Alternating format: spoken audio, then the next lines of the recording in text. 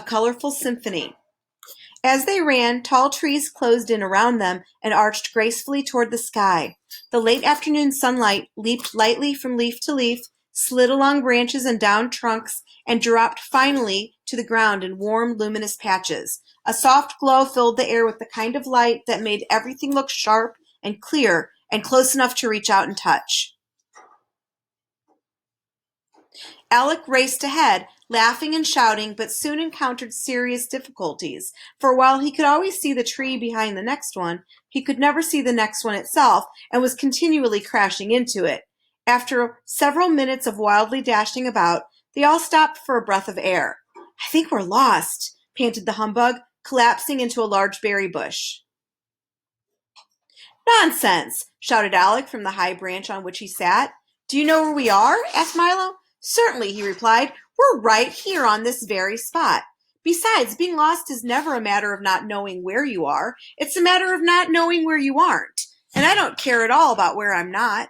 This was much too complicated for the bug to figure out, and Milo had just begun repeating it to himself when Alec said, "If you don't believe me, ask the giant," and he pointed to a small house tucked neatly between two of the largest trees.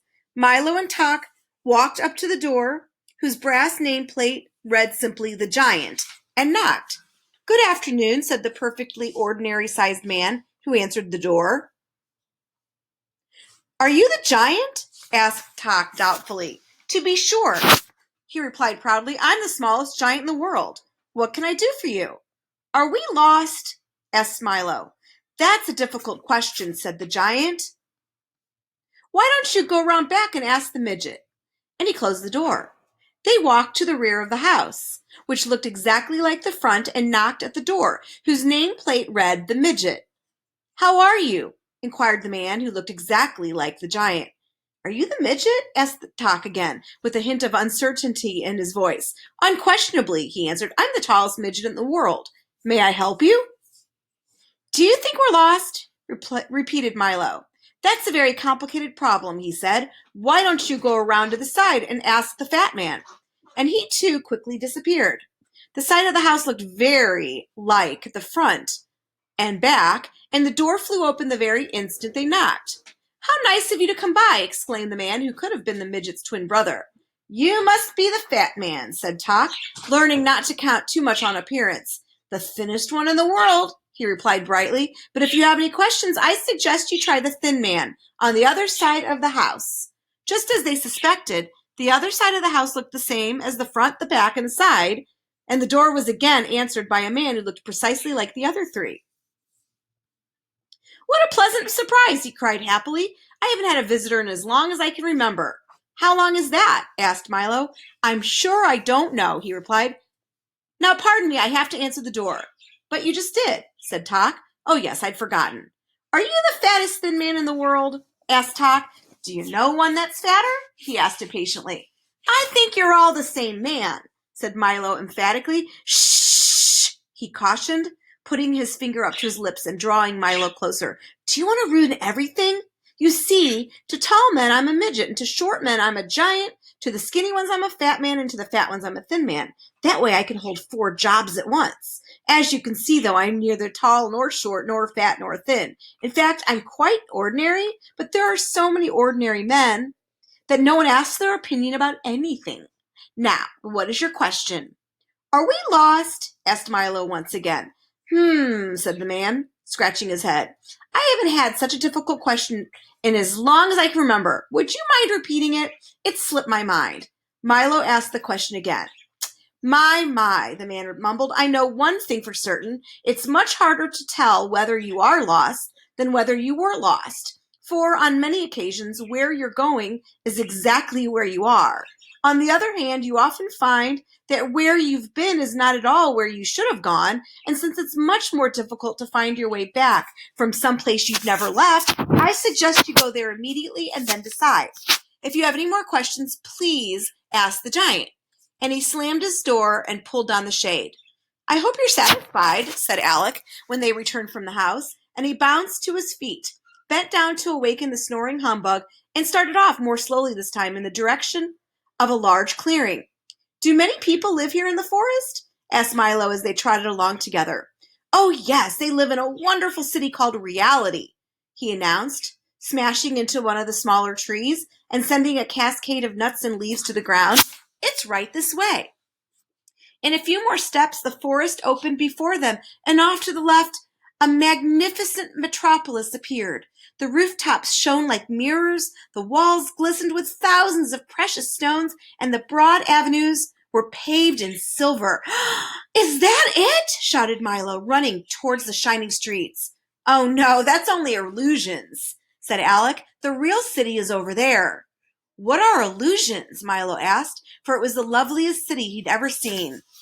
Illusions, explained Alec, are like mirages. And realizing that this didn't help much, he continued, and mirages are things that aren't really there, that you could see very clearly. How can you see something that isn't there? Yawned the humbug, who wasn't fully awake yet. Sometimes it's much simpler than seeing things that are, he said. For instance, if something is there, you can only see it with your eyes open. But if it isn't there, you can see it just as well with your eyes closed. That's why imaginary things are often easier to see than real ones. Then where is reality? Barked Tock. Right here, cried Alec, waving his arms. You're standing in the middle of Main Street. They looked around very carefully. Tock sniffed suspiciously at the wind, and the humbug gingerly stabbed his cane in the air, but there was nothing at all to see. It's really a very pleasant city, said Alec, as he strolled down the street, pointing out several of the sights which didn't seem to be there, and tipping his cap to the passers-by. There were great crowds of people rushing along with their heads down, and they all appeared to know exactly where they were going as they darted down and around the non-existent streets and in and out of the missing buildings. I don't see any city, said Milo very softly. Neither do they, Alec remarked sadly, but it hardly matters, for they don't miss it at all. It must be very difficult to live in a city you can't see, Milo insisted, jumping aside as a line of cars and trucks went by. Not at all once you get used to it, said Alec, but let me tell you how it happened. And as they strolled along the bustling and busy avenue, he began. Many years ago on this very spot, there was a beautiful city of fine houses and inviting spaces, and no one who lived here was ever in a hurry. The streets were full of wonderful things to see, and the people would often stop to look at them. Didn't they have any place to go? Asked Milo. To be sure, continued Alec, but as you know, the most important reason for going from one place to another is to see what's in between, and they took great pleasure in doing just that. Then one day, someone discovered that if you walked as fast as possible and looked at nothing but your shoes, you would arrive at your destination much more quickly. Soon everyone was doing it.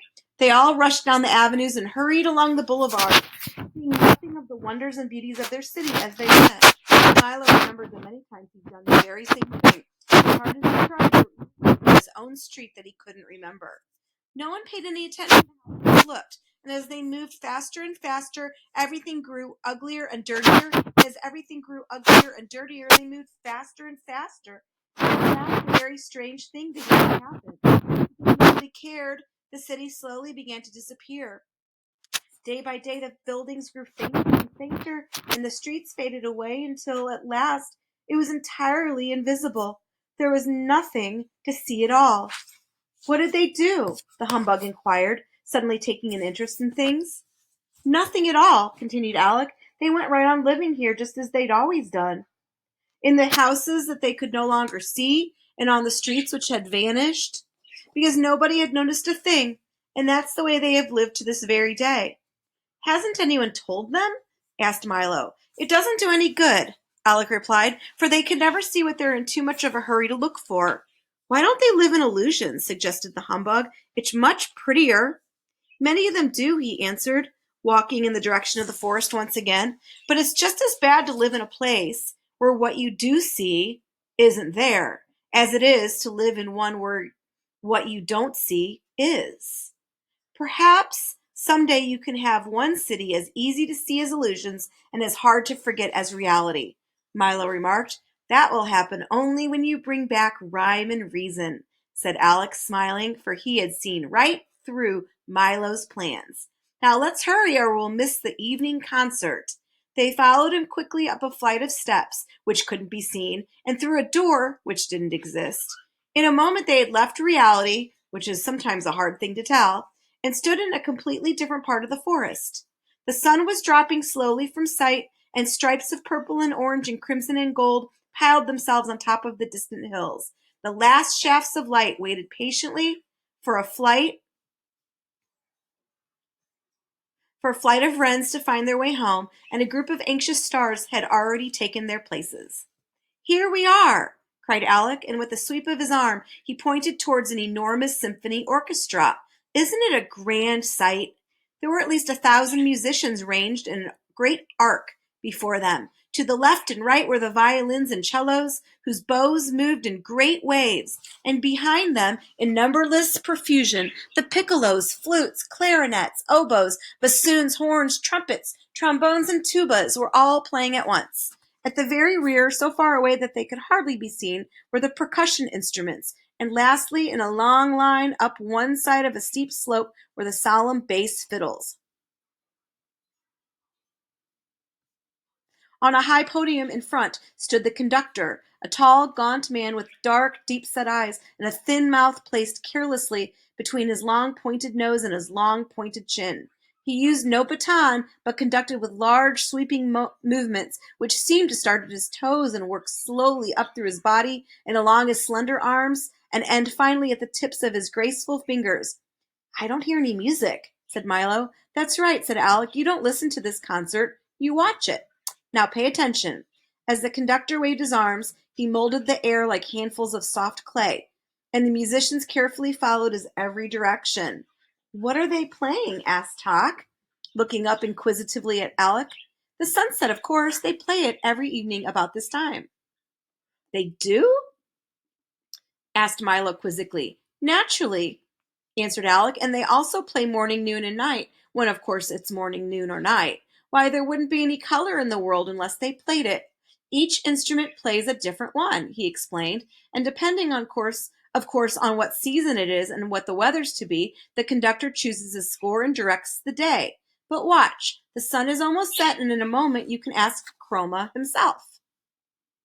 The last colors slowly faded from the western sky, and as they did one by one, the instruments stopped, until only the bass fiddles, in their somber, slow movement, were left to play the night, and a single set of silver bells brightened the constellations. The conductor let his arms fall limply at his sides and stood quite still as darkness claimed the forest. "That was a very Milo, walking to the podium. "It should be," was the reply. "We've been practicing since the world began." And reaching down, the speaker picked Milo off the ground and set him on the music stand.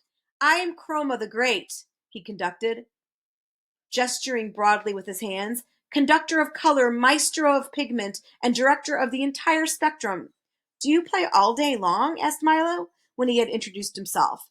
"Ah, yes, all day, every day," he sang out, then pirouetted gracefully around the platform. "I rest only at night, and even then they play on." "What would happen if you stopped?" asked Milo, who didn't quite believe that color happened that way.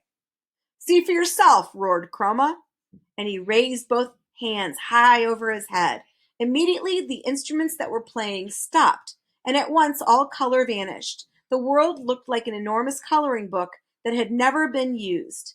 Everything appeared in simple black outlines, and it looked as if someone with a set of paints the size of a house and a brush as wide could stay happily occupied for years. Then Chroma lowered his arms. The instruments began again, and the color returned.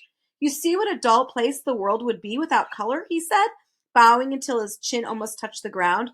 "But what pleasure to lead my violins in a serenade of spring green, or hear my trumpets blare out the blue sea, and then watch the oboes tint it all in warm yellow sunshine. And rainbows are best of all, and blazing neon signs, and taxi cabs with stripes, and the soft muted tones of a foggy day. We play them all." As Chroma spoke, Milo sat with his eyes open wide, and Alec, Tock, and the humbug looked on in wonder. "Now I really must get some sleep," Chroma yawned. "We've had lightning, fireworks, and parades for the last few nights, and I've had to be up to conduct them, but tonight is sure to be quiet." Then, putting his large hand on Milo's shoulder, he said, "Be a good fellow and watch my orchestra till morning, will you? And be sure to wake me at 5:23 for the sunrise. Good night, good night, good night. With that, he leaped lightly from the podium and in 3 long steps vanished into the forest. That's a good idea, said Tock, making himself comfortable in the grass as the bug grumbled himself quickly to sleep and Alex stretched out in the midair. And Milo, full of thoughts and questions, curled up on the pages of tomorrow's music and eagerly awaited the dawn.